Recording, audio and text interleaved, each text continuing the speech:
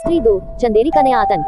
चंदेरी के लोग सोचते थे कि उन्होंने स्त्री से छुटकारा पा लिया है, लेकिन सच्चाई इससे बहुत दूर थी। स्त्री की आत्मा अब और भी शक्तिशाली हो चुकी थी और वह एक बार फिर चंदेरी में लौट आई थी, लेकिन इस बार उसका उद्देश्य सिर्फ डराना नहीं था, वह बदला लेना चाहती थी। रात का आतंक। हर साल की तरह चंदेरी में 4 दिन का वार्षिक मेला लग रहा था।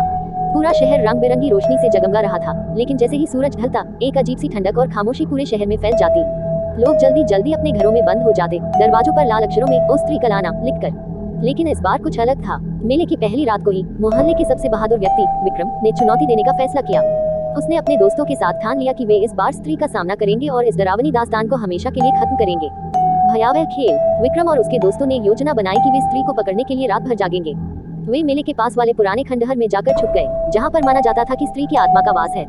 जैसे ही रात गहराने लगी, ठंडी हवाओं के साथ एक भयानक सन्नाटा छा गया। अचानक हवा में एक अजीब सी गंध फैली और उन्होंने सुना एक स्त्री की हंसी।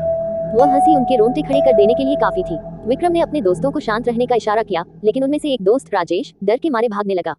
जैसे ही उसने खंडहर का दरवाजा खोला, उसके सामने एक सफेद साड़ी में लिपटी हुई स्त्री खड़ी थी।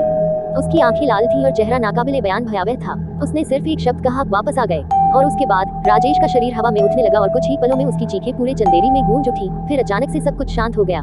स्त्री का प्रकोप। विक्रम और बाकी के दोस्त ये देखकर दहशत में आ गए, लेकिन स्त्री का आतंक यही खत्म नहीं हुआ। वह अब एक एक कर सभी को निशाना बना रही थी। उसने एक खून की प्यासी आत्मा की तरह सभी दोस्तों का पीछा किया। हर रात एक नया शिकार होता और उसकी लाश अगले दिन चंदेरी की सड़कों पर मिलती। विक्रम ने समझ लिया कि स्त्री को हराने का एक ही तरीका है, उसके साथ किया गया अन्याय को ठीक करना।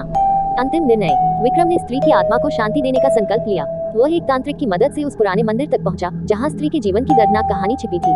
उसने वहां पर पूजा अर्चना की और स्त्री की आत्मा से माफी मांगी, लेकिन स्त्री इतनी आसानी से मानने वाली नहीं थी। आखिरी रात विक्रम ने स्त्री से उसकी गलतियों के लिए माफी मांगी और उसकी आत्मा को मुक्त करने के लिए प्रार्थना की। स्त्री का प्रकोप एक आखिरी बार प्रकट हुआ, लेकिन इस बार उसकी आंखों में आंसू थे। वह विक्रम की सच्ची प्रार्थना और पछतावे को महसूस कर सकती थी। अंत में उसने विक्रम को छोड़ दिया और चंदेरी से हमेशा के लिए चली गई, लेकिन जाते जाते उसने एक चेतावनी दी, "मैं तब तक नहीं जाऊंगी जब तक मेरा अन्याय पूरी तरह से ठीक नहीं हो जाता"। और इस तरह चंदेरी में एक बार फिर से शांति तो लौट आई, लेकिन स्त्री की कहानी ने हर किसी के दिल में ये डर छोड़ा कि वह कभी भी लौट सकती है। इस कहानी ने चंदेरी के लोगों को एक सबक सिखाया कि भूत प्रेत और आत्माओं से खेलना कभी भी सुरक्षित नहीं होता।